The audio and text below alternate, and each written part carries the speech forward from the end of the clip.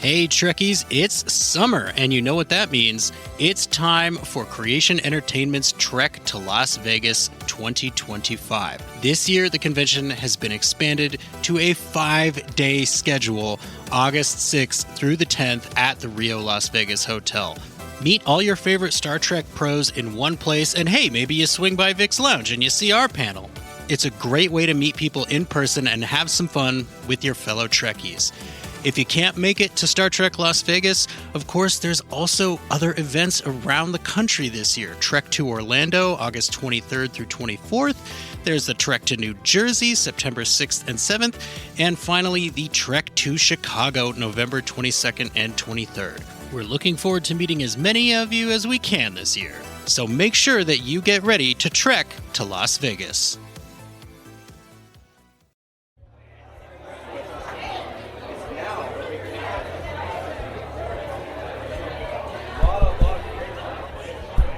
Is this thing on? Hello, hello.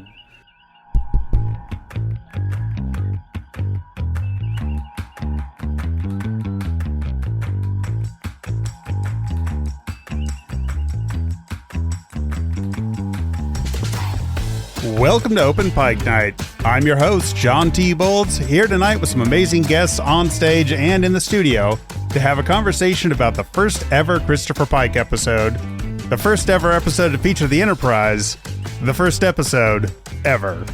Joining me today are my co-hosts, the man who knows how to use radio waves to cause as much interference as possible to get noticed, host of Sudden But Inevitable, Jesse. Hey, John, what would you think about being in a husband-wife relationship with me? And the man who knows how to channel his hate and anger to ward off those pesky Telosians, host of Green Shirt, a newbie's trek through TNG, Cameron. I'll take pleasure in gutting you, boy. Tonight we have a wonderful guest for his first visit on the Open Pike Night Stage, a man who loves to share his dreams of Star Trek for anybody who wants to watch and listen, Julian Brown of Strange New Pod. Welcome to Open Pike Night. Oh, thank you for having me. I am so thrilled to be on your show finally. Why didn't you ask me sooner, guys? Really, what's going on? What happened? You had us on your show, and we participated in Picard Week, and it's just fun to be here with another fantastic Star Trek podcast. And man, I got to tell you, there's been a lot of excitement about the fact that we're discussing The Cage tonight. People have been waiting for this, apparently. I'm going to take this opportunity to answer Julian's question. Mm-hmm. What John was trying to explain, Julian, is just that we're a tit for tat kind of show. So once people have, allowed us to appear with them, they appear with us. You scratch my triple, I'll scratch yours. Got it. Right. Yeah. So we're hoping to extend that to the cast of the we just thought you show. had your fill of talking about Strange New Worlds with your Strange New Pod. Never. I was obviously joking too, but really, why didn't you have me on before? Yeah. No, I love Strange New Worlds. I love, by the way, I'm going to toot your guys' horn again. I love what you're doing. I love your interviews. You guys freaking rock. So thrilled to be here. Thank you. Honestly. Thank you, man. I really appreciate it. It's been incredible to see what's happened in our first year. We just passed our 1-year anniversary. How long is Strange New Pod? You guys have been, We're couple years now? on 3 years in 3 years, May, okay. I think. Yeah, in May. Excellent. So that's crazy to me. This was a Dare podcast, and 3 years later, Jesus. So, yeah, it's wild. Well, anybody there you out go, there folks. who is listening on a podcasting app has probably heard Strange New Pod if they're into Star Trek and podcasting. So we figured, if we're going to go back to the beginning, why not reach out to a powerful ally and see if we can figure out just what is even going on in this episode. Now, very cool thing. Okay, John, I'll be honest. I didn't know you hadn't seen this before. I didn't know this was your first time.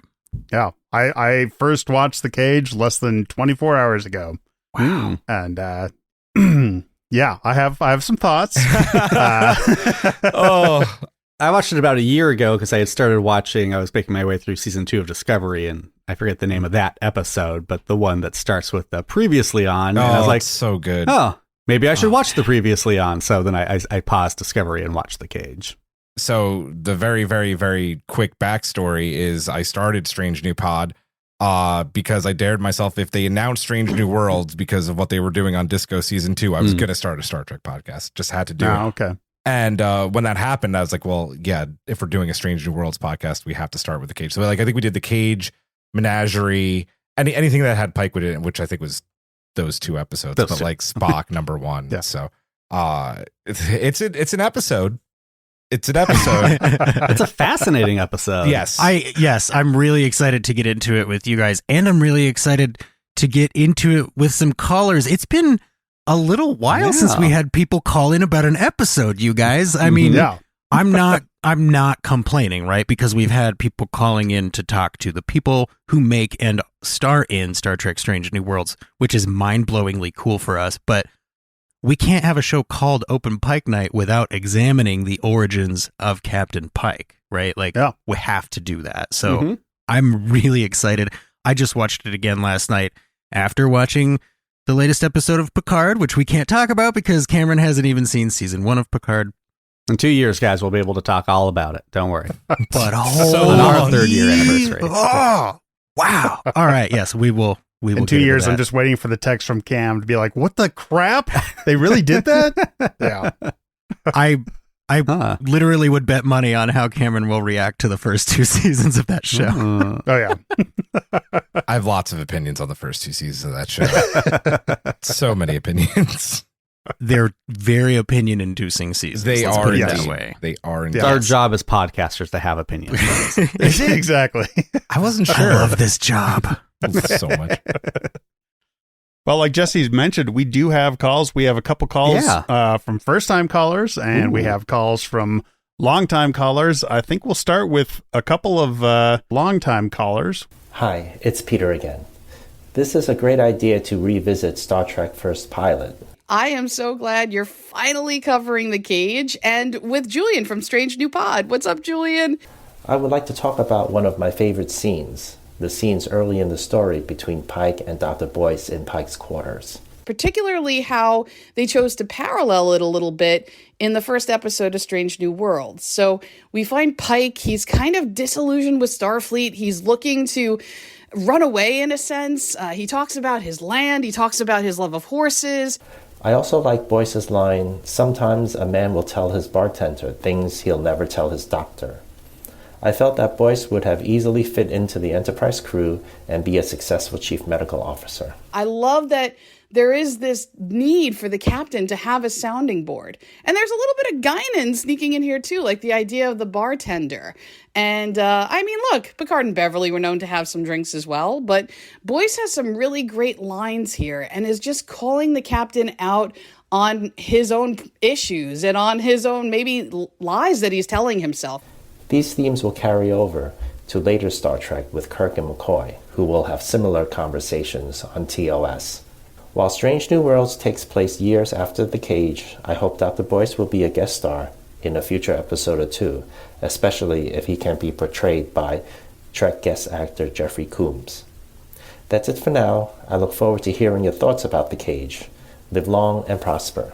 All right, guys, live long and prosper. God damn it, Peter. That's a great suggestion. Right. Yeah, that's good. Literally in my notes. Yeah. Oh, wow. Yeah. And Yeah, fantastic I- TNG connections, Michelle. Those are Love great. And seriously, Jeffrey Combs, like that would be a fantastic guest role. Yeah, I definitely think we're going to get a Boyce at some point. I mean, you can look at these characters in this episode and go, why did they include them? And obviously it was because they wanted more than just a bunch of old white dudes on the bridge of Strange New Worlds. So I'm fine. I love all our new characters and everything. But yeah, I bet as the seasons go, we're going to progressively see Dr. Boyce is going to show up. He's got to. I bet we see Ewan. I don't know if she had a name, but I bet she pops up at some point. I bet we get some cameos from these characters. I think it was a mistake not having him in. I love Mbenga, and I think they could have had a way to have both of them. I actually think their 2 different styles of being a doctor would have been really funny to see them kind of clash in sickbay. But yeah, Jeffrey Combs wanted to play the role. Like he did a little small Twitter campaign, and everybody was for it, and it hasn't happened yet. yet. Yes. I Yes. kind of, I mean, we're going to talk about Rigel 7 later. I'm wondering if, we know that they're revisiting Rigel 7 in season 2. I'm wondering if they visited there between the cage in season 2. I'm wondering if Dr. Boyce is there, like they had left a party there for some reason and they're going in to check in on them in season 2. I don't know. It's a wild theory. If they want to go that route, they could do the flashback route. I mean, I know it's a little bit hard to do that because I don't think that Ortegas was on the bridge yet, and I think she's in that episode where they're going down. So they could, I guess, they could retcon stuff, but a flashback would be cool to like the thing that made him almost quit Starfleet. So I'm down. Ortegas could be seriously injured, so maybe she was in sickbay for the entirety of the cage. True. We're gonna get to that, I promise. Oh, good. I kept wondering, like, man, everybody keeps bringing up Boyce every time we talk about TOS and like bringing characters back. And now that I've finally watched the cage, I'm like, oh, Boyce is hands down the most developed character in that one episode. 100%. I see why everybody wants Boyce more than it's like, okay, well, we've got Pike, but it's like, oh, because Boyce is the most interesting person on screen for that we've entire got episode. dancing Orions. We've got mind control aliens with amazing throbbing prosthetics. We've got blasting of lasers and all this amazing stuff. And the best scene of the episode is the Doctor and the Captain having a conversation for 3 minutes. Yeah. Well, I mean, that's probably arguable depending on the viewer, but Absolutely it is. But I legitimately feel that McCoy was sort of pulled out of Boyce, right? Like they went, okay, let's take the parts of him that we really like and we'll amplify those, and we'll put him in not a jumpsuit. Which, I mean, I like the jumpsuit, honestly, personally. This Pike is definitely, he's definitely flawed, right? We can't talk about this Pike without mentioning that he's misogynistic, etc. Maybe like having some confidence issues. But I legitimately feel like that is by design, and that his trek would be about becoming a better person and captain, right? Like they're showing that like even leadership is fallible, but they have to, put some things aside to be a good leader. And I really feel like they were attempting to maybe paint too multifaceted a picture with him for the era of television that they were going to be on. The fact that they're giving the protagonist this huge of an arc in the pilot, I mean, that's very progressive, not like progressive in the ways it's not in other ways. But I mean, that's not something like even nowadays shows don't do a lot. Like they were really ahead of their time with that. And I do think maybe the actor wasn't up for the challenge of portraying that arc. He wasn't. He was very wooden. His eyes were up for everything, but everything else. They were piercing blue and very difficult to look away from. Do you think Pike always reclines saucily while waiting for his doctor? Yes. The answer is yes. Yes, we didn't see him do that in Strange New Worlds. You say waiting, but that was the fastest house call ever. It was 3 seconds between hanging up the phone and him appearing at the door. Okay, there's a lot of stuff in this episode that happens because they need somebody to walk from one side of the screen to the other, Cameron. Like let's be real, okay? Fair. Okay. But I think even Pike was surprised. He was like, okay, I've got time to look good. I'm going to get like a nice mist going. Doctor. And then like the door went off. He was like, oh, I guess not. I guess I'll just stand up. It's like Michelle said, it's just like Picard and Beverly, maybe their relationship. I think he just learned from Boyce after that not to lay down on the bed just to make himself a drink, because how many times in his quarters is he there like with a whiskey in Strange New Worlds? So he learned something from that encounter. Yep, there you go. I think that's something that stuck, right? So on the list of things that stuck for Pike, we have piercing blue eyes, hair of indeterminate color, and drinking. Those are the three things. That's about it. That's about what it. we've got so far. Horse loving. Horse loving. We haven't gotten there yet, but yes. And let's not phrase it that way, but yes. I don't see the problem. Yes, I know you don't. I'm impressed with, now that, I read the trivia and stuff, like, okay, so the network saw this pilot and was like, no, but do it again. I'm like, yeah, those first 5 minutes would have lost millions of viewers. Like, what a terrible start to a pilot. And I have my don't judge a show by its pilot rule, but damn. And then you follow it up with, like Cam said, the best scene in the whole episode. Like, it is an odd swap, because at first I was like, this is I'm going to have whiskey myself to get through this episode. And I'm like, oh, wow, now I'm really enjoying this very quickly. I don't know. Those first few scenes feel very Trek to me. Yeah. Oh, they're Trek, but like you are like, you're on your couch, you just got home from work, you have your TV dinner in the 60s, and you want to watch like 5 minutes of them staring at the screen go, yeah, and Spock yelling to wake you up from your micro nap. And listening to an actual alarm go off while somebody kind of ignores it. And he's like, he looks at it though. okay, I think everyone can hear that. I should probably mention it. Guys, you're forgetting what happens just before that.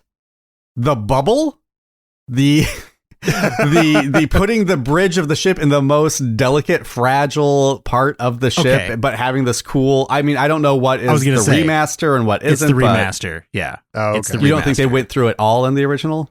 No, they did. I haven't. They did. But the model in the remaster is definitely CG. Oh, Like, sure. Yeah. But yes, the shot is a recreation of what they did. Yeah. Oh, that's cool. Yeah. I mean, again, do not put the bridge in a bubble. That's a terrible design idea, guys. But for the shot, it was great.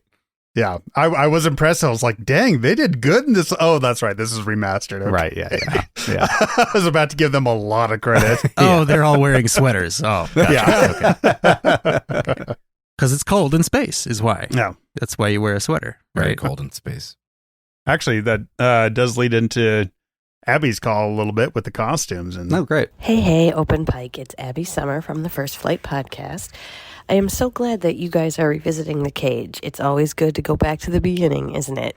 Now, I'm sure there's plenty that you're going to talk to from your other people, but one of the things that always strikes me when I watch this one, being the little costume nerd that I am, is all of the costumes in here are so different and yet so recognizable to what we have seen come after for Starfleet and Star Trek in general. I mean, come on, those velvets are just fantastic. And the colors and all of the goggles and the away team jackets and even the Telosians, the costuming on this was just on point. And who can forget Vina in all her sparkliness. But, you know, for this being when it was in the 60s, this was some far out costuming, but it was also something that was familiar enough that they kept that aesthetic as they moved into more of TOS. So I just always like going back and seeing the very beginnings of these and then thinking about how many uniform variations we've seen since then. What, 40, 50, 110,000? They just keep coming up with them. Thanks, Picard. But it's always fun for me to look back at this one. And while there's plenty of other things to talk about, this is the one that always jumps out for me. So hope you and yours are well, and we will talk again soon.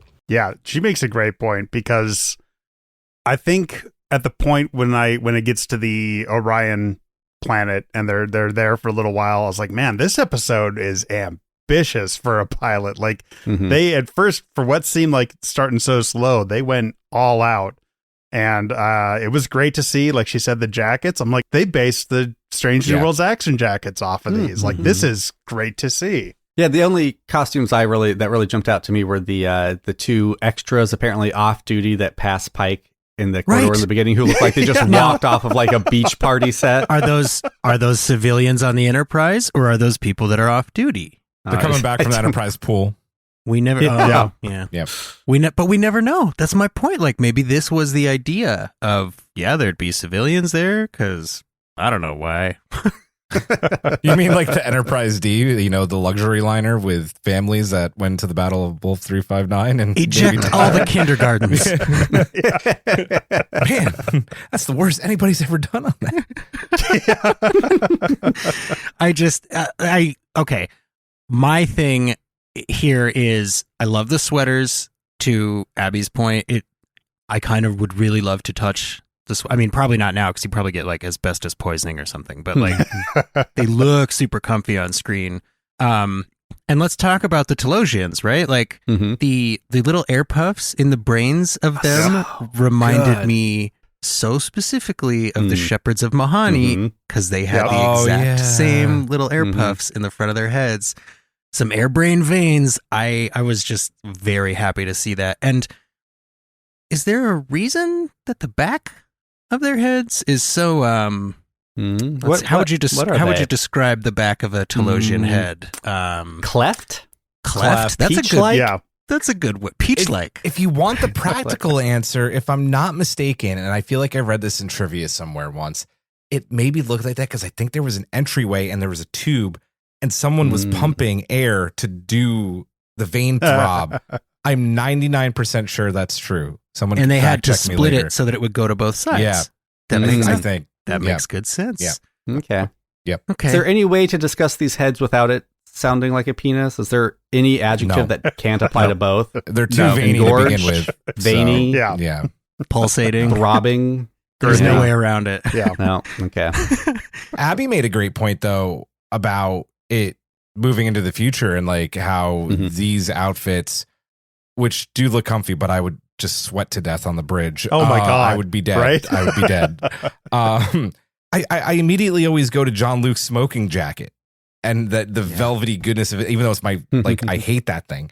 But that like I feel like is very reminiscent of the Cage outfit and just the way it fits, and then the gray underneath, and I'm like, you casual man, you. And then the DS9 era sweater, the under sweaters, like, oh, this is, I can absolutely see where those came from, the gray sweaters. So I think that in retrospect, the pajamas that Riker wears are actually an homage to Brothel Pike, because that outfit was like, what is this? And you've got some kind of cool like necklace adornment going on.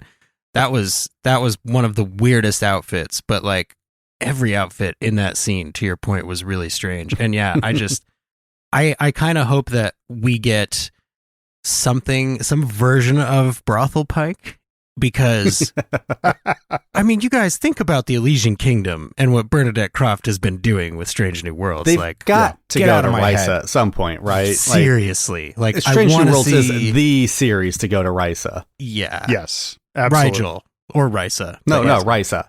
Both. I don't think he's going to be in pajamas in Rigel. No, but hear me out. Season 2 or 3, and Jesse, you're in my head right now.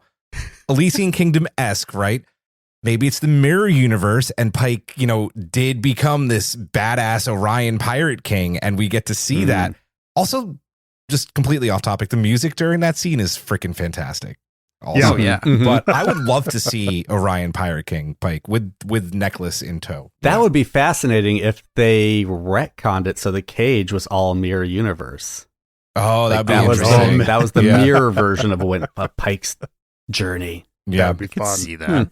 Yeah. I mean, it kind of makes sense because he's hanging out with the two biggest sleaze bags in the galaxy. Okay. One of whom is a Starfleet officer. I like John, that outfit too. I have to ask you, John, do you think that rather than Kirk, that this Pike is the actual inspiration for Zap Brannigan? Because a sexy orphan, you say? Boy, I mean, Weird. I would not be surprised.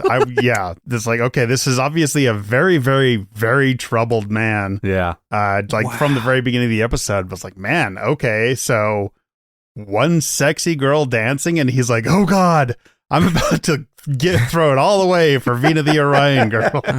Come on, Pike. Now, to be fair, he does mostly seem to resist. Oh, no, what's going on, and he's being I mind controlled. Like I get it. Like I was like the very instance of that. I was like, oh, they're playing this as like a romantic moment, not as like. And then there was a predator. Right. Yeah. Yeah, and what we're supposed to take is that, like, even the Helosians are amazed at his willpower, and they have to bring down the only other women in the episode to try to sway him, seduce him. But it's also hard to tell with Jeffrey Hunter's dead eyes. So Yes. But they're still Seriously, of beautiful. dead But eyes, piercing you know dead who didn't eyes. have dead eyes were the people who wore more safety gear than we got to see in the next 850 episodes of Star Trek. That's right. Bravo. Pike's Enterprise had seatbelts, damn it. It did. And goggles. They wore goggles when firing a laser. Like modern day PPE. Data and Geordi They would were even the never right do color. that. Well, Data and Geordi wouldn't need to, specifically because one of them's an android and one of them has a visor that filters out harmful radiation. But That's what I meant. They would never do it. Yeah. But we can tell that Pike's eyes are blue, right? Like they're supposed to be. Ice blue. What color is Jeffrey Hunter's hair? But Is what it- color is Pike's hair in Strange New Worlds and Discovery? Well, we know what color it is in Strange New Worlds. in But Strange it's New like 5 Worlds, different it's colors silver. in Discovery. Yeah, it's wholly silver in Strange New Worlds. But in I mean, you're right. In Discovery, it looks more like Jeffrey Hunter's hair. Which is that just wet gray? Is that the name of that color? Like Wet asphalt? Asphalt? Would it be asphalt? Walked out of a sleazy dive bar, greasy gray hair. I remember a lot of people saying, like, man, Anson Mount, they really nailed the casting. He's just like Jeffrey Hunter. And like, it's like, I mean, they're both classically handsome, and that's about it. it's the eyes and the hair color options. I mean, they both have impressive hair and eyes, but in different ways. And then the characters are very different. Like, I don't know what people are talking about when they compare the two. I mean, I love Anson Mount's Pike, of course, and I think they're talking in the right about the direction, eyes. but- okay, Yeah. that's it. I legitimately think that's. I mean, because like when you see Anson Mount, the first thing you look at is his eyes. The hair. And then you're like, oh, and the rest of you is equally amazing. This is crazy. I think there's some moments in the cage where Pike gets angry, like he's mad, and he even says like, "Oh yeah, like my blood's boiling," and you know, blah, blah, blah. And there's definitely moments in season 2 of Disco where Pike gets angry about things, and I think you can make that comparison. Like they both play that very similar, but that's more. I guess if we're saying like that is more. I don't know. I think it does work a little bit, if that makes sense. I don't think that, you know, most of it is Jeffrey Hunter, but I think in those instances it is. Like we mentioned, he the character went through a pretty good arc in this episode, but he still didn't really lay much of a groundwork as far as like, if you're going to play this character, here's what you do, right? Like, right. No, because he's arguably the first instance of the ultra competent, like good at everything Starfleet officer, right? Which sort of makes him, you know, how do you explain that guy? Well, he's very smart. He's also very handsome. He's also virile. He's also, you know, strong. Like it's like he does everything correctly. Hates women. On paper, it's the exact same character as Kirk, and I think that just goes to show William Shatner's acting prowess. Say what you will about the man, you want to watch him, no matter what character he be playing. This character, which yes, on paper is not great, but he draws you in, and that's the difference between him and Jeffrey Hunter. Why does Star Trek always do this? So they set up this character, and then they have him spend most of the episode like so out of sorts, and like I'm going to be angry. I'm filling my thoughts with hatred, and you're like, well, is this you as a character, or are you how they feel? Are you behaving out of character? I can't tell because this is the pilot. The only thing worse would be to have an episode where everyone gets drunk and acts out of character as the second episode of your series. No one would do that. Why would you Cameron. ever do that? Oh, no one would do that. That is a season 2 episode. It's like a season 4 episode. Yeah, like when you know who the characters are. Exactly, Jesse. But, okay, last costuming note. Why is the monster that Pike fights just a very tall man who cannot speak, apparently? Like, that feels a little mean. That monster. I thought you were talking about the furry monster. I was like, that was a decent monster outfit for the 60s. I don't know. Okay. Yeah, no. On that note, General Cameron, Kale, yes. As he looks past the pig gorilla, he's like, okay, yep, standard pig gorilla. And then he sees the bird person, and he's like, oh my gosh, that's terrifying. That's because like, it's a it's a Twin Peaks bird. I want an entire episode on that Twin Peaks bird. Right? What I'm is like, happening? ooh, the bird that moves in reverse? This is awesome. He's from that Birds from the Planet that Peanut Hamper crash landed on. Now, boom, retcon. I thought he was a Tengu warrior from Mighty Morphin Power Rangers, the movie, personally. Hell yeah. And then I like the one that's just like finger shadows. Yeah. It's like, oh, there's something way back There's a there. little in the trees, Hitchcock. but There's a it's little definitely Hitchcock somebody's there, fingers yeah. just going like this in front of a light. But Okay, and the glass for the force field, really clean. Pretty I good. reacted to that. Yeah. Actually, Yeah, right. cool little green shirt Open Pike Night behind the scenes story. I've seen people from these podcasts walk into glass doors. Not just once. Twice, and I was one of them. So it's okay for me to tell that story. We were going out to dinner for my birthday the other night, and it went to this Italian place, and there's like a ramp up, and you open one door, and the other door was really clean. My poor 7-year-old walked right into the door. It's like, she thought that we were mad at her. She's like, I didn't know there was another door there. And I'm like, baby, it's okay. I did that when my parents replaced their screen door. It happens to all of us. Did you tell her, oh, Phoebe, you just got caged? Oh, but I will next time. I'm going to take my kid to a room full of revolving doors now. Yeah. I feel like you can see what they wanted this character to be more than you can see what he became, right? Like, Sure. it's like there's so much potential here. It's just that I think maybe it was you, Cameron, who said this episode is too ambitious for a pilot. Like, there's just so much happening in it I think that it's like, I agree. I can't figure out like which thing I'm attached to, because about halfway through, I'm like, okay, they can leave him here. I'd watch the Spock and Una show. Like, right? Una's an amazing leader. She is an awesome leader. Yep. She and like her conversations with Boyce are great. And I don't know who Spock is in this character, but I'm willing to go along with him for a while. That's another weird pilot thing is like, let's take the captain and separate him from the crew for the entire pilot. And you're like, well, what? Aren't we going to be following this crew around? Yeah. Like, shouldn't we get to know who everyone is and how they relate? No? Okay. If he's supposed to be a tortured soul, which I think was the first point they were trying to make about him, it's like, this was not the episode, not the type of development to show us his... I mean, April coming back and just repeatedly telling him, go do your job was more convincing as to why he's still the captain. John, when this came out, having somebody tell you your coworkers are hot for you, and then you tell that person, I'm going to kill you dead, brain guy. Like, that is... What is wrong with this guy? He's so tormented. Yeah, that's a tormented soul when this came out. True. Like, that's true. That's true. I think like, at least I do. I'll openly admit I overly complain about television being too short these days, especially during the streaming era where there's no business with television shows not being an hour long every time. Luckily, Picard season 3 is breaking that mold, and all of those episodes have been like an hour. Yep. But you didn't have as many commercials in the 60s, and if this episode is 63 minutes, somewhere in the cage is a really good 45-minute episode. If you edit it down and get rid of like staring at the screen for 5 minutes and Spock yelling at everybody, and I think you could probably cut out a few of the Telosians' mind games, and there is a good episode in here, but a 60-minute pilot that is scattered in all these different ways just did not work. It feels very unfocused. I mean, that's what you guys have just been saying, but like, I don't watch and go, oh, I know who these characters are. I know what this show will be. Yeah. I know the world it exists in. It doesn't quite know what it is yet.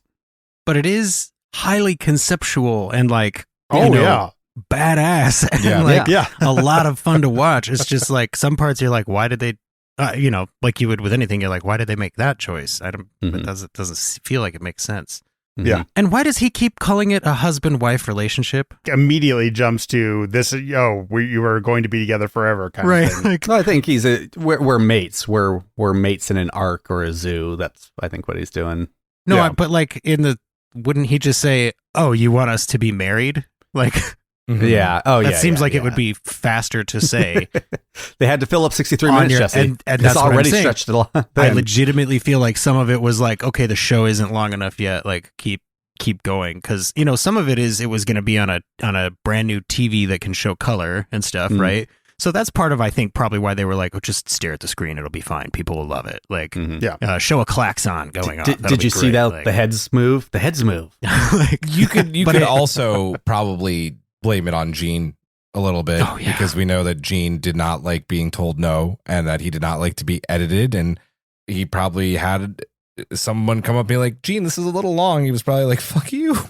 Well, and they were probably like, hey, what if there were no blaring machinery over all of your dialogue? And he's like, that's how it would be in the Navy. So that's a great point too, Jesse. Somebody mentioned that online, and Michael Kwan mentioned that. And I was trying to picture, like, okay, had this aired in 1966, like, what kind of cigarette commercials would have been between these breaks? Just trying to imagine, like, man, I'm erase the next 50 years. It's like, what would this have been like? What would the commercials for this episode be like? Because it would be possibly even more confusing. Sometimes with these old shows, I wish they'd still leave the commercials in the streaming. Right? I'm like, I want to see the old school.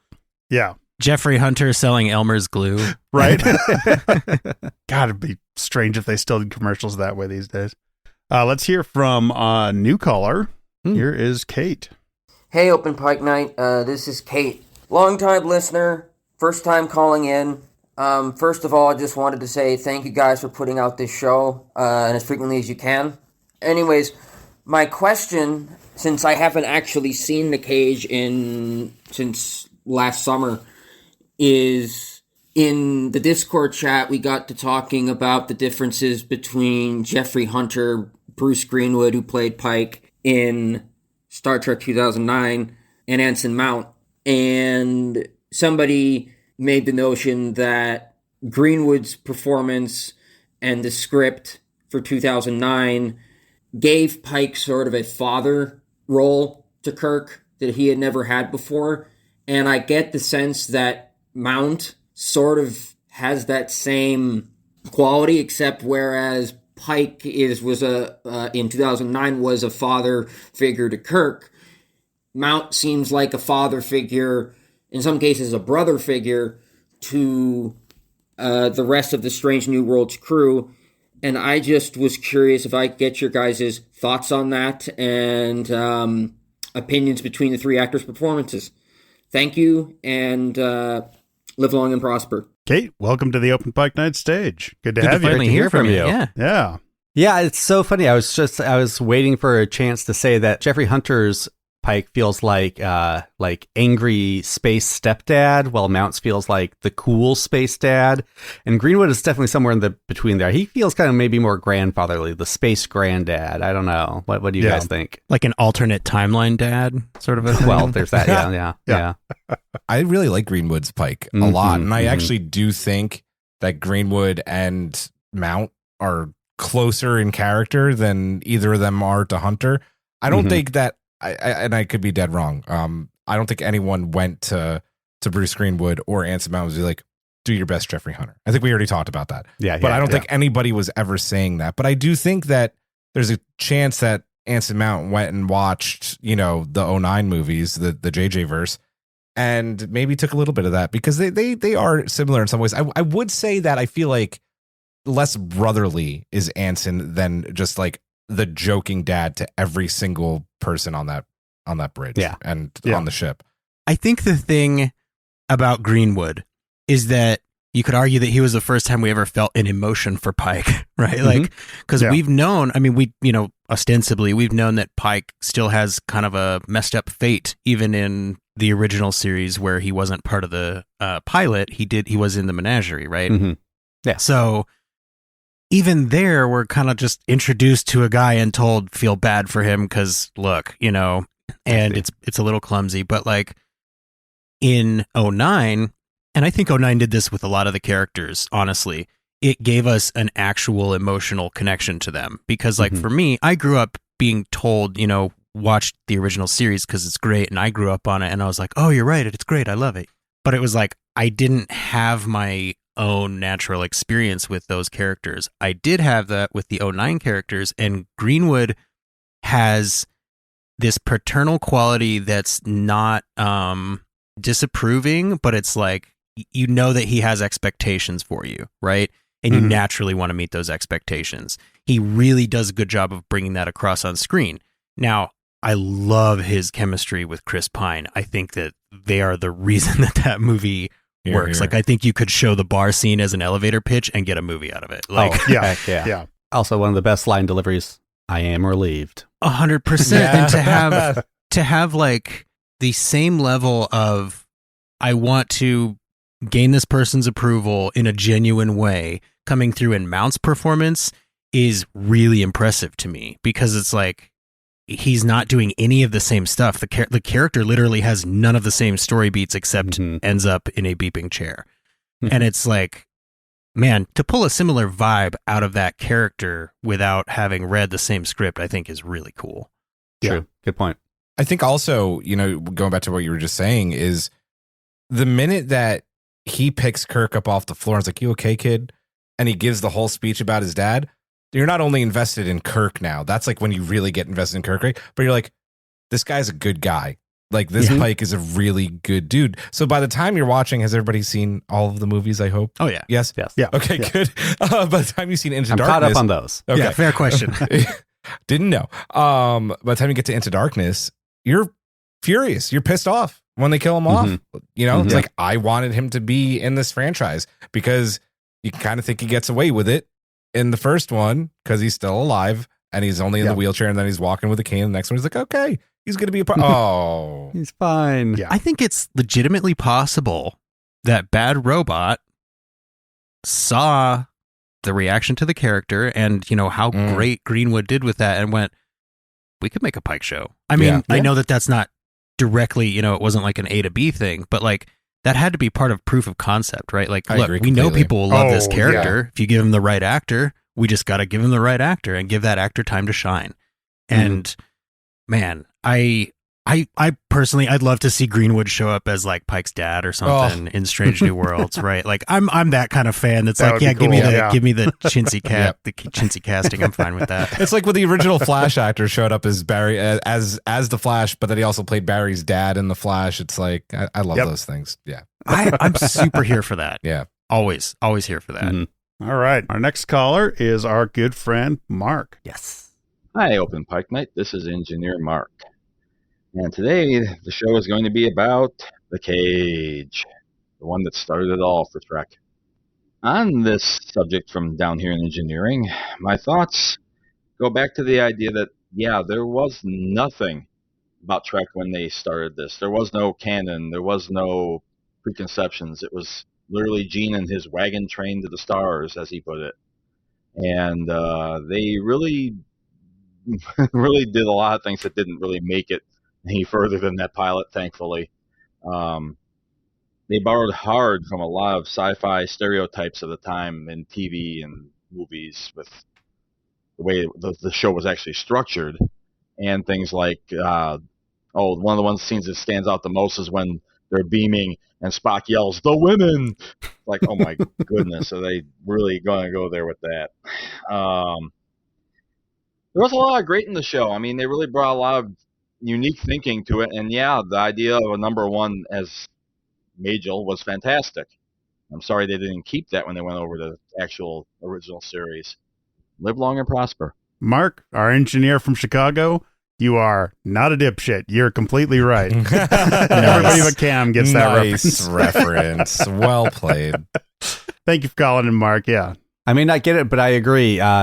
Seeing number one like take control was, whoa, this is amazing. I wish this had carried over into the rest of the series. It's good stuff. Did anyone else catch the not a reference, but now it's a reference when number one gets compared to a computer? I loved that. I cackled. Yep. Just you wait. That was so good. So well, just sort of locked in even more how amazing Majel Barrett was and what she did for Trek in general. Like, I know that it's like, this feels like a 2023 reference to the 1960s, but it's completely in reverse. Like, this is amazing. And Rebecca Romaine does such an incredible job. More, obviously we've kept talking about it, like not Anson Mount and Jeffrey Hunter, but man, does Rebecca Romaine really channel, Majel.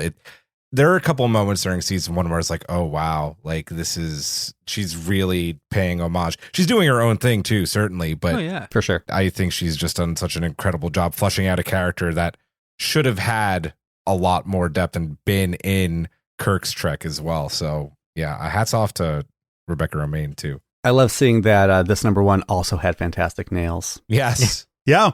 And hair. I just I don't know if what the equivalent is to for basic for cishet white dudes. It might still just be basic, but like, give me a tall brunette with long hair, and I'm like, wow, she is good looking. Like, man, I What's didn't your even wife look care like, about Jesse?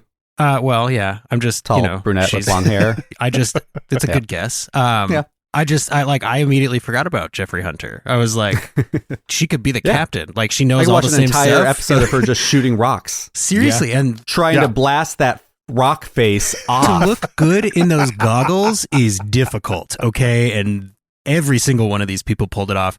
One thing, to your point, Engineer Mark, that I really liked about this was that there was a clear delineation between the officers and the what would they be called? The non-commissioned? Commissioned? Oh, petty officers or Yeah, Ensigns, well, there was a bunch of people in jumpsuits, and then there were people in uniforms, right? Yep. Like, so the people in jumpsuits were probably like, "Oh, we work for Starfleet," you know. And Ops, right. And to that yeah. point, I also really like that we get transporters multiple times in this episode, but they don't really explain it. They're just like, there's clearly a beam here that sends people down to the planet. Don't worry about it. But I love that they spend some time on. They're like, wait for it, guys. Oh, yeah, we they're got like- something for They're you like, to "Watch watch this tonight. effect." Yeah. Yeah. Oh, it's going to be amazing, guys. This is going to blow your mind and freak in half every time we do it. And we're going to do it like 4, maybe 5 or 6 times. This scene alone is going to sell so many TVs. Seriously. Yep. I As the green shirt to this episode, I was like, wow, they didn't tell us anything about that. That's so cool. I'm very glad they're just like, all right, audience is going to have to figure out what's going on here. My biggest takeaway from that is like, how cool are the transporters? This technology is amazing. It's the future. It's awesome. And then you have Spock saying, "Switch to rockets. We're blasting out." Rockets. That was it. That was the word I was trying to remember. Rockets and hyperdrive and time warp. Let's do the time warp back again, in. guys. Okay, now, Cameron, you Yes. know that time warp factor is still an accurate term, right? Because No, space it's just time. not a Trek term. Well, I mean, technically it is because they said it in the first ever episode of Star Trek, but Oh, did they?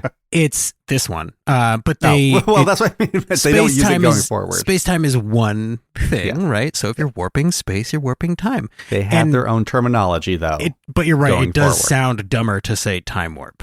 But rockets was the big bump. Yeah. For sure. Yeah. New caller, Andrew, has something to say about that. Oh, good.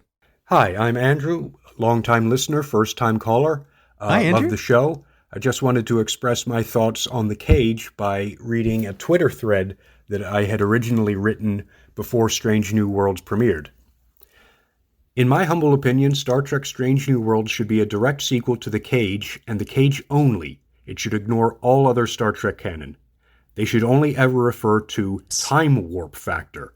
Yes. And when the ship goes faster than light, they play the theme music, the ship goes invisible, and they can only communicate via hand signals. The Enterprise routinely gets knocked over by radio signals. Anytime anything slightly unusual happens to the ship, Spock just goes bonkers. The women! The bed sheets! My Royal Doulton! The show should randomly switch to black and white before reverting to color with no explanation. Mm-hmm. The second season of Strange New Worlds should consist of 2-parters made mostly of reused footage from the first season episodes. I also demand that whenever Nurse Chapel and Number 1 are in the same scene, a wholly unnecessary split-screen scene is shown in the middle of the picture. And every week, the HR department at United Earth Space Probe Agency has to send Pike a note gently reminding him that women are allowed on the bridge now. Andrew, welcome to Open Pike Night. Where have you been, Thank you Andrew? very much. Yeah. You got to spend more Also- time on our stage. May I add to that list just random, bonkers, no reason montages of them traveling through space? That montage was everything. That was them. It was filling. everything. The reason is that they were traveling through effing space. Are you kidding me? That's super impressive. I kept waiting for titles to come up. I was like, oh, it's another title sequence. We are very unlucky that montage wasn't to just the TOS music, but the TOS music with Gene Roddenberry's lyrics, because that would have been even more epic. Just saying. That's the most Gene Roddenberry thing ever. Is like, you know what? I want credit for that. Well, Gene, it's a song, and you're not a musician. Oh, just you wait. I'll get credit for your song. Like, man. But it sounds like new caller Andrew might agree with our friend Sophia that we met at Fan Expo Portland that Una needs more time on screen and she needs more development. And I gotta point out, like, it feels like there was a direct answer to the line that they knew people would remember Pike for, which is "can't get used to women on the bridge," right? Which again, I think is intentional. They're trying to show that he is flawed and that women should be on the bridge and that he needs to get used to that because they have the creator's I think wife that's on incredibly the generous bridge. of you, Jesse. Dude, the creator's wife is on the bridge as the first officer. Like, I don't know I what still they're think doing it with was that just whole the like time. friend zoning her, and there's no way to know. because I wasn't there. I'm just saying, if he's the kind of guy that's all about his wife, They were cheating around with each other at the time, right? right? There was a lot of that. Yeah. it seems like he really trusted her opinion. Is all I'm saying. Yeah. Hot take. What if the Lower Deck Strange New Worlds crossover is exactly this?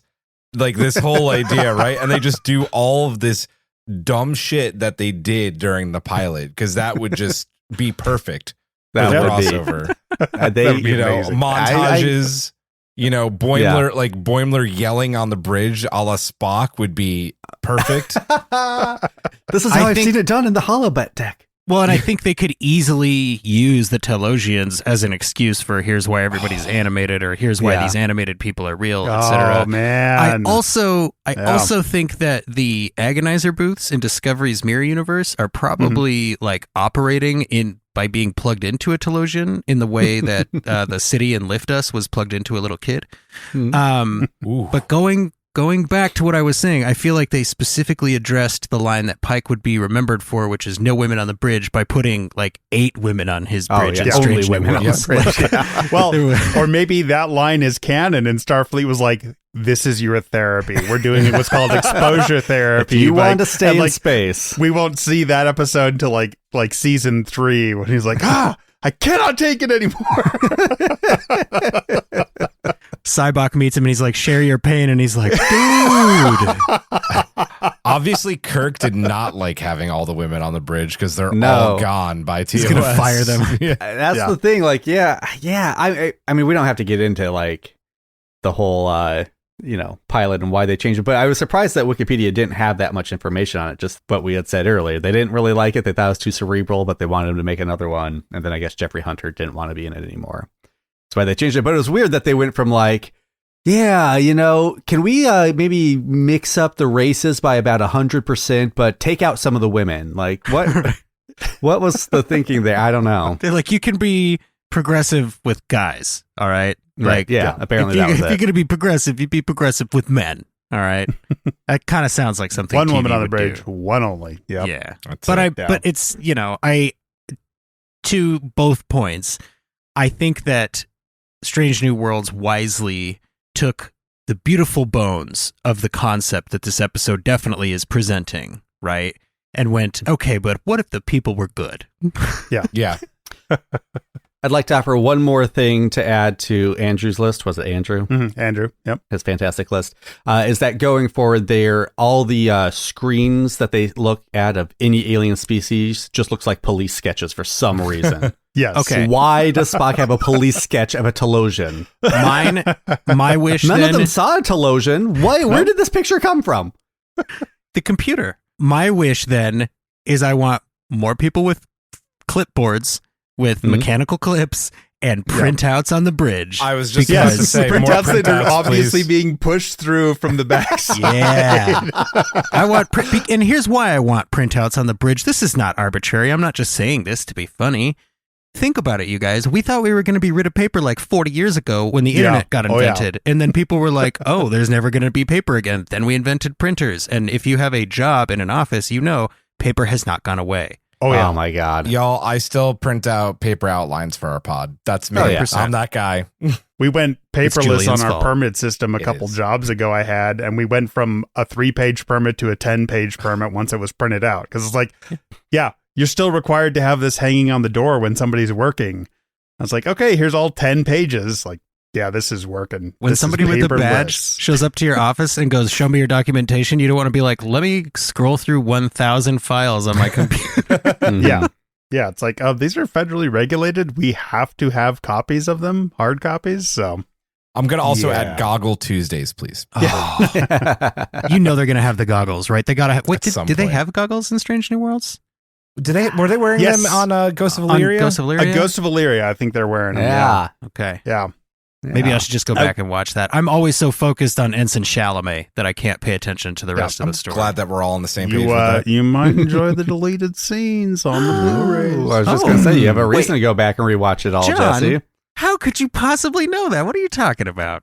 Well, if you're listening to the podcast, today, the day it comes out, the 21st of March, we're going to be doing a little live stream tonight because we got some advanced copies of the Strange New World Season 1 Blu-rays, and we're going to be talking about some of the special features and sharing a little bit here and there that we have permission from Paramount to share. So check out our YouTube channel, youtube.com/@OpenPike.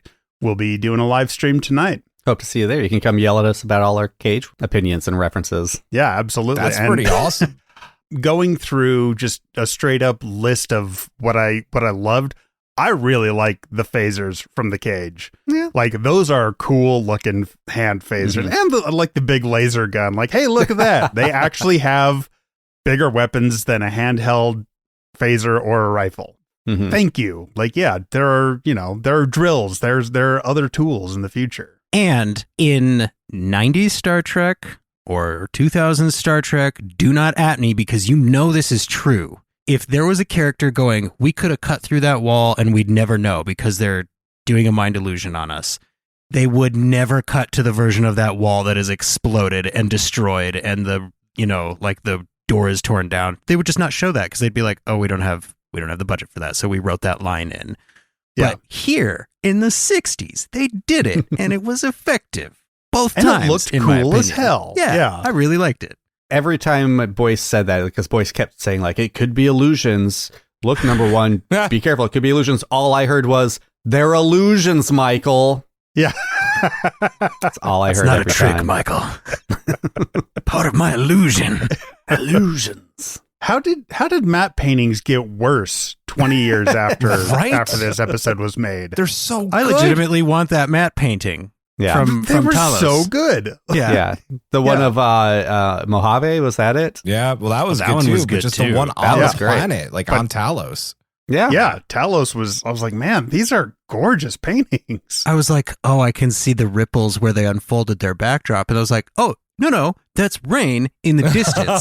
That's beautiful. Like, Oh, that's man. gorgeous. I mean, was that's true. very The impressed. 60s, 70s, and 80s was like the peak of matte painting skills. And it's been a lost art since then. Star Wars is, yeah. Mm-hmm. Yeah. Oh, man. And the model work on this. Like, I know that they say Star Wars killed a lot of TOS from going on with the technological advances. Like, hey man, they swept up and over and into the Enterprise in one shot in this. That looked super cool. And again, one of those, like, man, 60 years ago, yeah, does it look cheesy as hell now? Is it fun? Yes, it's fun. And it was cutting edge back then. Well, even the, I would say the editing overall is pretty good. Like, even the cut between choking a Telosian and choking a pig gorilla and back, Yeah. like, that was really well done. Yeah. Guys, we have seen some god-awful transformations of old Troy to young Troy in TNG. yes. But that transformation of Vina, that was really well done. Yeah. So good. Significantly spent some better than time the on that. McCoy makeup in TNG. Like, 100% 30, 40 years later. like it's like the stage makeup art along with the matte painting art was lost, and they were like, "Oh, just do makeup for TV. It's different now." Like, When Having Pulaski said has that- to go from old to really old as well. Yeah. that's true. Yeah. Having said that, I am a sucker for the sci-fi trope of they didn't know how to put us together, or they took us apart to see how we ticked. Like, I love that twist ending in any sci-fi story. But like, the Telosians are a bipedal Humanoid race. humanoid race. They're symmetric. They wouldn't look at her and be like, "Oh, we need to give her a hump on one shoulder." Why would they think that? What hump? Like, the only thing they got right was her head, which is the only part that's different from the Telosians. Well, they screwed up the face too. Is kind of Well, yeah, but the back of the head, like, they got her hair right. That should be the one thing that, like, tripped them up. But no, Right. they got that fine. Yeah. that's a very specific complaint in the 100%, long history absolutely. of specific complaints from Trekkies. I love it. Cameron has become a full-on Trekkie, you guys. Oh, yeah. I hope so. We had one right in from another Kate. I agree that the Cage hasn't aged well, and seeing a more easygoing Pike without a sexist attitude is a welcome change. I've been struck by how Una's supposed attraction to Pike has yet to be addressed, although I understand that the Trek writers only consider content from the menagerie to be canon. I didn't know that. Mhm. I think I remember an interview where Anson Mount and Rebecca Romaine said their headcanon was that Pike and Una are exes, So I wonder if the writers have ever considered this notion. That being said, and speaking as a Pike Una shipper, I like how Pike and Una are written and presented as close friends and colleagues who admire and respect each other. And I like that because they tried to do a little bit of that, it feels like, at the beginning of The Cage with the, not you, you know, Yeah. I'm not talking about you as a woman, but it was poorly acted and it was the 60s. They didn't have the... Yeah, it was really clunky. Didn't they imply some attraction in the elevator short trek? Yes. I think so. they did. Q&A? No, they did. Yeah. They did. I don't see any of that yet in Strange New Worlds. I also just want to say, Trek writers consider what's canon, what's not canon, when whatever it is convenient to them. It's really true. Yeah. Whether it's the menagerie or the cage or the animated series is the best example. Sometimes it's canon and sometimes it's not. That's where the Whatever. holodeck came from. Yeah, exactly. I don't know if I'm a Pike Una shipper either. I think it was this very like 60s trope. Stars have to be together. I don't know if I would like be mad if it happened, but I just like I see them as two people that really respect each other and are best of best friends, but would never take it to that level. Yeah. That's how I see it right now. I agree. I think they're work husband and work wife. Yes. Like, yeah. Oh, absolutely. they stand up for each other's ideas. Yeah. They're helping each other keep everybody in line, and they trust each other, as evidenced by the fact that when Pike gets like his Terminator fate thing going on, she's the one who's like, you know, what if you had a Linda Hamilton attitude about it? And he's like, you know, I've considered it. Point being, I agree with you, Julian. I don't know that it's so much, or I personally don't see so much of a romantic relationship there as just a very high, pure respect from other professionals. Now, that having been said, neither of them is stupid, right? Like, they're probably both like, yeah, it doesn't hurt that my kids. it doesn't hurt that my first officer is incredibly attractive, and she's, you know, probably at bars and stuff, she's probably like, yeah, I serve with Pike. Do you know how easy that is to do? Like, it's like you can appreciate that without being a weirdo. Like, and they don't have to. And not that I think, you know, I don't think that our write-in is indicating that she thinks they're probably a weirdo in their version of the ship or anything. But like, I think that they can have the mutual respect and the understanding of attraction without being an item, as it were. And I think a big part of that is really illustrated at the end of Quality of Mercy when she gets arrested and he's like furious with Patel and and she's like, dude, I'm sorry. And he's like, I'm seriously like more focused on getting her back than I am being mad at you right now, which is to me like an indicator. No, my ship doesn't function without all of the team members. Yeah. Not like, oh, my heart is broken. But I think there's also, they are best friends.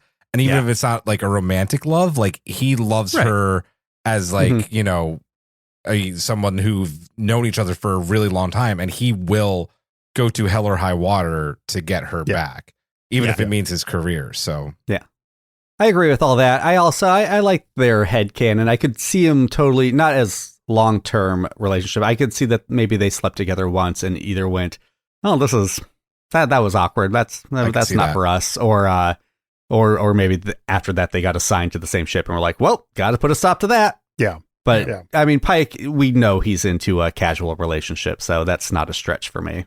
I think for me, if like to see them in an actual relationship, to me, I would believe only if it were literally they're long-term stranded, the only two people on a planet, and like, oh, so you mean Janeway 9 and or Chakotay. 10 months later, it's like, there's no impossibility of attraction there between them. It's like, there's nothing that we've seen that says there's an unrequited thing going on here. Now, but it's not impossible. Well, and Una does have that Illyrian immune system, right? So we don't know if the kids would never need a vaccine. Well, we don't know if copulation is even possible with an immune system like that, right? Just burns out intruders, as she put it.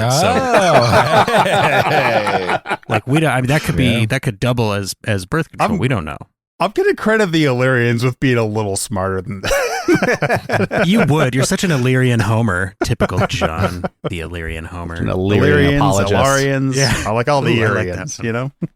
We have one more caller, our old friend Kelly. Hi, Open Pike and Julian. This is Kelly Zent-Georgi, or Antipodal on Twitter. Oh, hi, Kelly. In the Star Trek original episode, The Cage, there was no explanation given as to why such a large party was on Rigel 7, a pre-warp culture planet. In that episode, Pike revealed that 3 crew members were killed and 7 were wounded, including Ensign Spock, Lieutenant Jose Tyler, the helmsman, and the geologist. That's 10 crew members plus Pike, maybe one more, that were in the landing party. A rescue mission? Why did they enter the fortress? This, to me, is the biggest mystery about this episode. In the Star Trek Strange New World Season 2 sneak preview, dialogue reveals that they are returning to Rigel 7 and are disguised as Kalerans.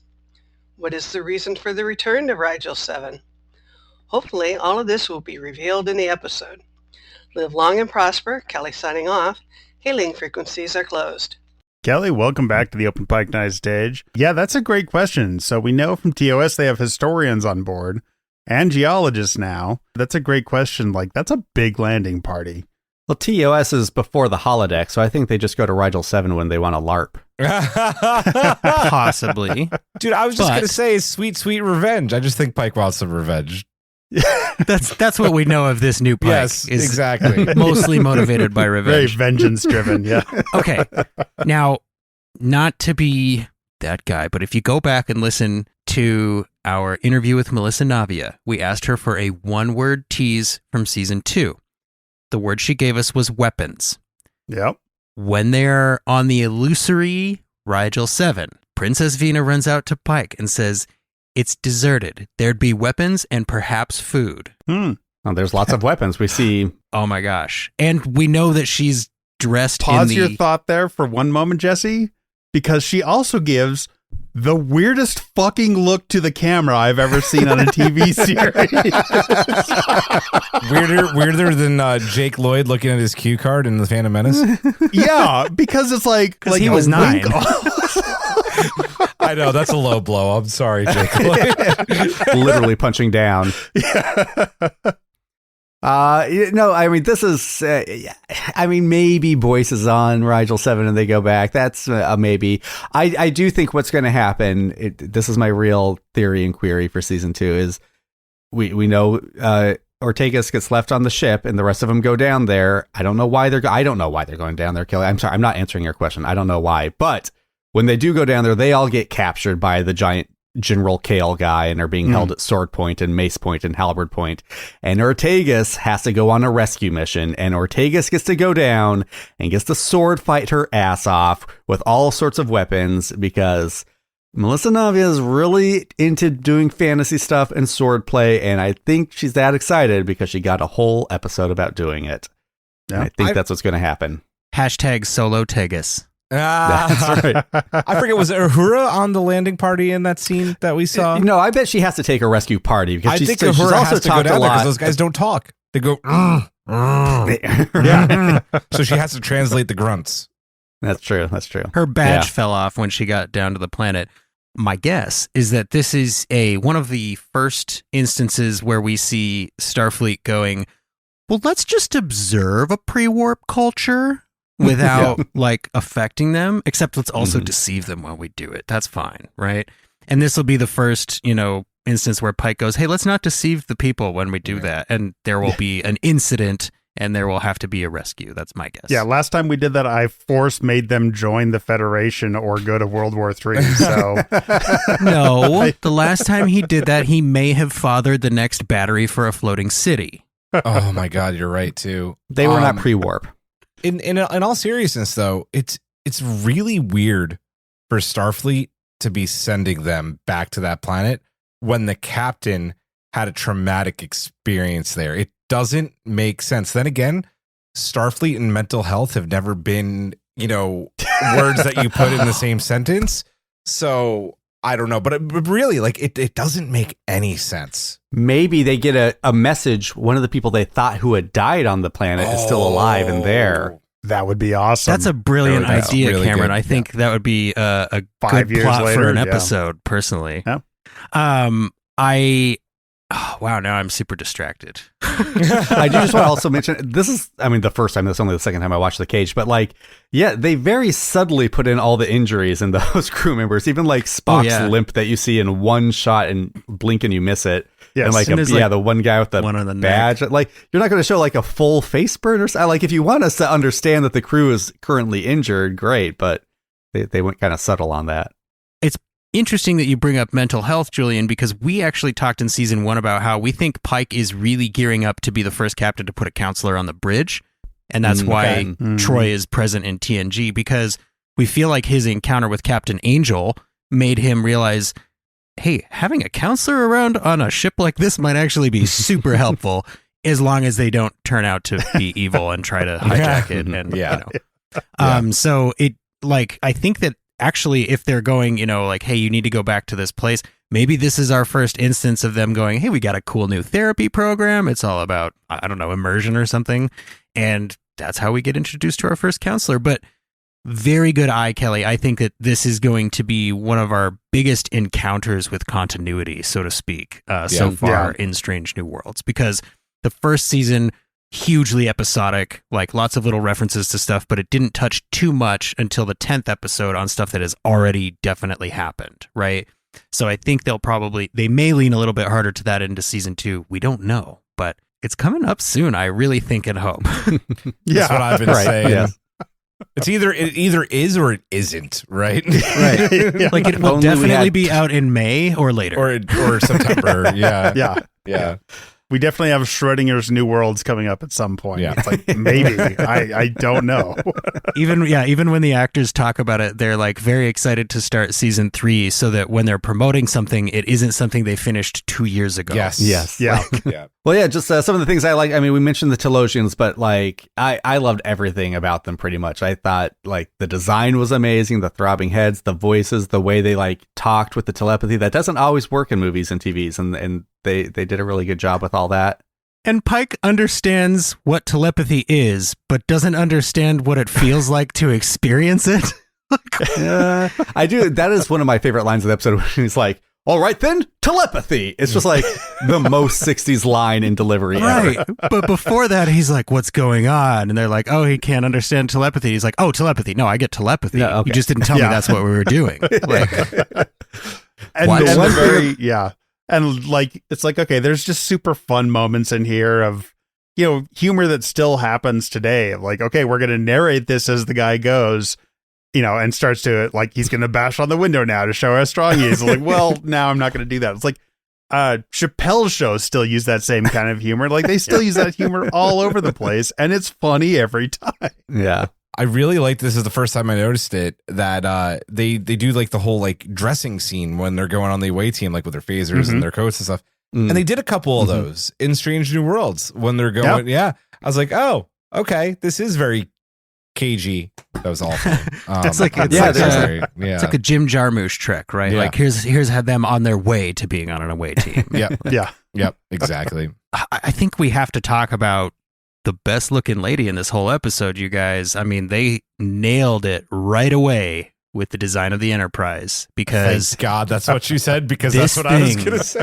I was just like, I mean, right away, right? You're like, it's an iconic design. Like, obviously, nobody's going to say anything new here about the design of the Enterprise. Julian has it tattooed on his body because it's the kind of design that when you see it, you go, that is iconic. There is something about this that is immediately evocative of what this thing does, which is just haul ass through space full of gorgeous people all the time doing fun stuff. I mean, really, that's the essence of Star Trek, right? The essence of Star Trek is pretty people being good at their jobs in a very pretty workspace. And they really nailed that right here in the pilot. And I think that's why it carries over to every single series from here on out. I did just want to say the one thing I did not like about the Telosians is that though they are super advanced and have this amazing technology and telepathy powers and everything, But to feed their zoo people, they have to sneak in on their hands and knees and slowly slide a little wooden door to the side when they hope Cameron, they're not looking. omnipotent. Okay.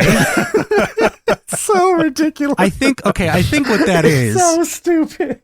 Right. But like, I think they're meant to be going, well, we can do this because we're making the illusion that we're not doing this. So they're not going to see Why it, don't right? they do that? Why don't they make the illusion that They they're not were. doing It's just that Pike was Because so they're angry. cocky as hell. No. And everybody in that cell is very lucky that Pike didn't start swinging that phaser around in frustration. I'm right. Like, okay, remove the illusion. Oh, number one and the yeoman are dead because I just phasered the crap out Pike of was so close to breaking this entire episode. Everybody could have been dead. Absolutely. Well, and I'm sorry, but was Una like moments away from vaporizing the entire landing party and the Telosians before Pike was like, all right, turn it off. Oh, yeah. Yeah. Oh, Very yeah. Oh, casually. yeah. All right, turn it Yeah, off. because when they came back up that elevator, I'm like, wow, they destroyed half a mountain with that laser. Yeah. Una was the most reckon-withable force in this episode. Like, that's all there is to it. All right. Any closing thoughts before we... It struck me how much of this episode is all about sex and violence. Yes. It's about trying to get Pike laid and then him trying to be angry to not get laid. Like that's and again, the crutch of the episode. I feel like it's almost them trying to go like, look how good he is at resisting anger and wanting to get laid. Like, yeah.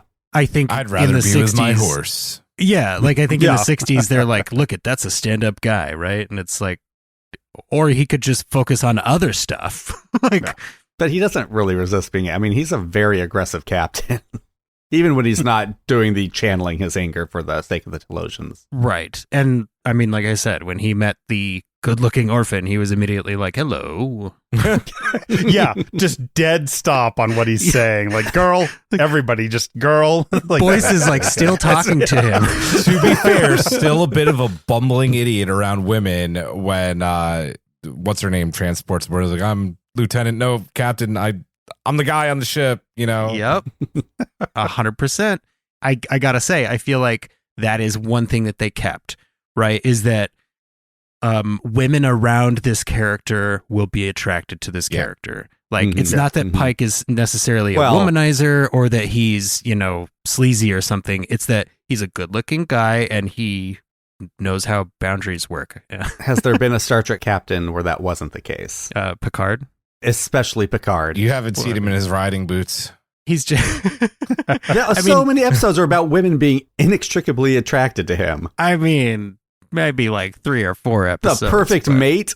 Yeah, that is a episode. That's to an my episode point. a season, at least. I will say I've never seen a more like diverse group of Trek fans be attracted to Christopher Pike now. Men, women, transgender, non-binary. Everybody wants to fuck Chris Pike. Love new Trek, hate new Trek, love original, hate original. It doesn't matter. Every... Just like people want in Chris Pike's pants. Yeah. It's like, and I love how clueless Anson Mount is about that. I don't think he is he? No. He plays clueless. I would say that he plays it very cool, but he knows. He knows what's up. Like, the guy I met him in knows what's Chicago, and I just went up to him like, "Oh, Captain, my Captain." He totally knows what's up. Like, Dear eyes. Yeah, we met him in Portland. I told him, "Hey, man, my mom loved you in Hell on Wheels." It's like, she's the demographic. Yeah, I loved him on Hell. That's how I know him, is through Hell on Wheels. That's mostly how I knew him. Yeah. So. Well, I just love how everyone on the crew and the cast were like, "Yeah, I guess he has nice hair. I don't get it." It's like, what do you mean? How did not everyone just stop what they were doing? Yeah. Because to them, they were like, oh, he went to hair and makeup, but then he did the show. Yeah, and, I guess. I went to hair and makeup, and I did the show. It's like, what? Yeah, no, but you like, didn't come out looking like that. Right. Yeah. They must have had to notch door frames at the top for him to walk through. Come on. The set looked like Harry in the Henderson's house. Yeah, exactly. There's a very specific reference. I don't get that. I'm 30. No, you're too young by about 3 years. That's one of my favorite things to do on this show. Jillian, why don't you tell us about Strange New Pod, where people can find you? Hey, you can find Strange New Pod everywhere that you go on social media, at Strange New Pod, Facebook, Twitter, TikTok, Instagram. We're in all those places. Also, YouTube. We go live every single Thursday at 9:30 p.m. Eastern. We're currently covering all of, any Trek that's on right now with Picard Season 3. So, yeah, at Strange New Pod is where to find us. We just covered Imposters 305 of Picard and had the wonderful Jesse Gender on. So check that out for sure. And if you like the community-based format that you get from Open Pike Night, definitely check out Strange New Pod. Thank you. Absolutely. And your Discord server is fantastic, too, to hang out on, and just such a great group of people there following you and are doing great work and have absolutely earned the audience and the following you have. Oh, it means a lot. As like a casual, they're on right now, I'm going to jump into YouTube and chat in the chat with people. Like, if you've ever been in a YouTube chat, you know how those can be. It's not like that on Strange New Pod. I'm like, hey, I'm here for the chat. And 100 people go, hey, welcome in. Great to have you here. Thanks for joining us. It's like, it legitimately is a beautiful community of Trekkies, which is, Julian, when I tell you guys that you guys set the bar for Community Strange New Worlds podcasts, man, it's literally true. So thank you for putting out a quality product and for giving people another space to share their thoughts about Star Trek. Thank you for saying that. It really does mean more than you could possibly know, because from day one, that's what we strive to do, is to be as open as you possibly can and not have some of the, more negative things that happens with fandoms and large groups. And we've been able to maintain that magically somehow. So it really means a lot that everybody feels so welcome, and very kind words. Thank you guys so much. Thank you. Thank you for being here.